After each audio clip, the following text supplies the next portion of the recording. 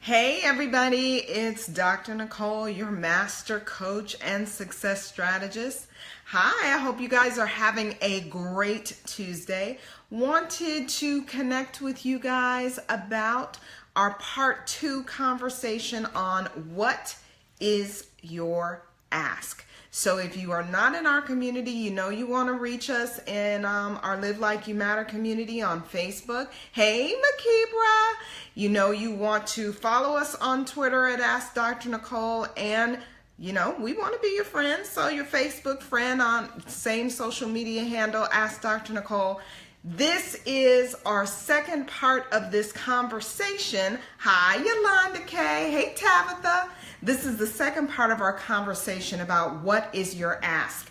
And something interesting just happened in one of my coaching groups where we were talking about the fact that so many people have to go through all of these questions before they even allow themselves, hey, Savita and Arlene, before they even allow themselves to consider that they do have the right to have an ask, whether that's in a relationship, an opportunity, a mentoring situation, a situation with your family. Hey there, hey everybody, we are making our community, so come on in. But you do have the right to have an ask, but so many times we go through so many filters before we give ourselves permission to have an ask. So one of the things that we talked about last week was the fact that we struggle sometimes saying, what do I want?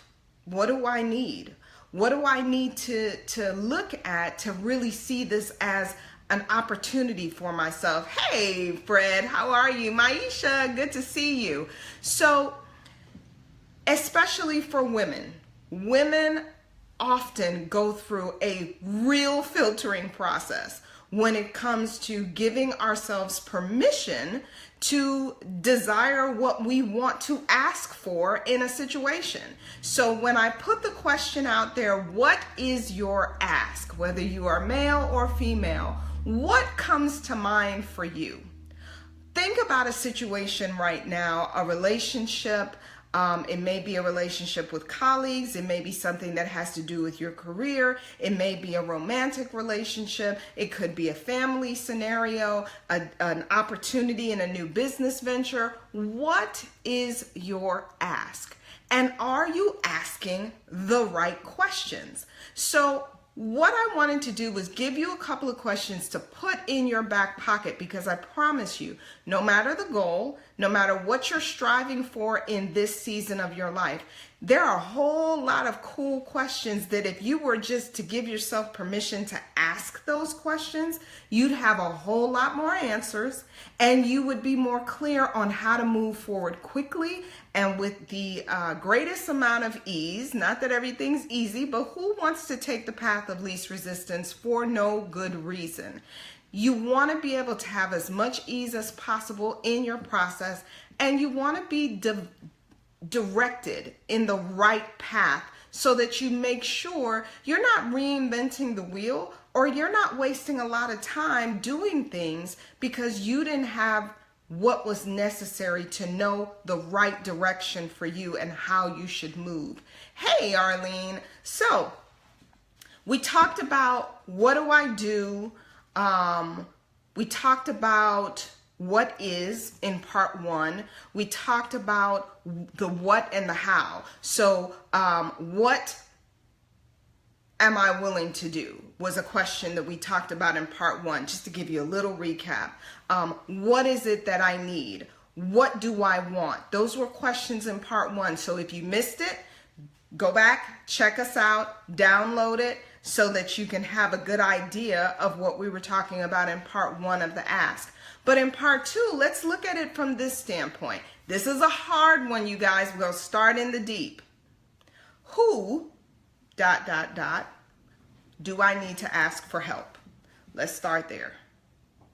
Now, for some of you, you know this pulls for vulnerability right away because you're saying, why do I need to ask anybody for help? Well, if you're not willing to ask anybody for help, that's a really good red flag that it's a vulnerability issue. and you know you can't live fully in your life without being willing to be vulnerable. So the reason it's even hitting you in the gut is because you know that you should be asking someone for help. And if you're afraid to, it's because you have a keen sense of awareness that asking for that help really does take courage, right? Contrary to popular belief, people try to make it seem like if you're vulnerable or if you are asking people for help or you're reaching out, hey Chelsea, it's because you're weak. Well, it really is the opposite. It's because you are courageous and you are willing to go into a context or a situation not exactly knowing if they're going to say yes, if they're going to say no, but you know you have a no right now. You know you're in a deficit right now. You don't have exactly what you need right now. So instead of being sold on not wanting to reach out to other people, you're going to be courageous and say, let me go and ask this person if they'll join me in this venture, if they'll give me a resource, if they'll give me some thoughts, if they'll thought partner with me on this. I do that all the time. I have women like Yolanda Kay and a lot of other women in my community that I'll call and I'll say, hey, what do you think about this? That does not make you weak. It makes you resourceful, and they'll do in turn the same with you, and it builds community so that when you have to make your ask in some other arenas, in some bigger ways, you're prepared and you have what you need. How about who can I serve? Who can I serve and who can hold me accountable? You know, we talk about accountability a lot. If you don't have an accountability partner, that means the only voice you're really hearing is your own. Because an accountability partner is not like a friend or a sister or a brother or somebody that you're cool with. An accountability partner is somebody that you've asked permission to have an accountability relationship with. And they've given you permission to put them in that seat. They've said, absolutely, I will be your accountability partner with this new business venture. That means they can ask you about the actions that you are doing. They can ask you whether or not you're just talking about it or you're doing some things to move forward in that business venture. That's not the same as just a friend. This person has been given permission to ask you the tough questions. So you want to ask, who can hold me accountable? Because that's going to help you understand all of the other things that you need to connect with in reference to your goal or to a business venture or to a relationship. Because that third party, that other person, now can ask you really hard questions and we won't say demand, but they can expect that you're going to be truthful with them so that they can stand with you as you take the journey towards whatever you're seeking to accomplish. What about where? Where? ... Where is the fun? Where is the fun in this?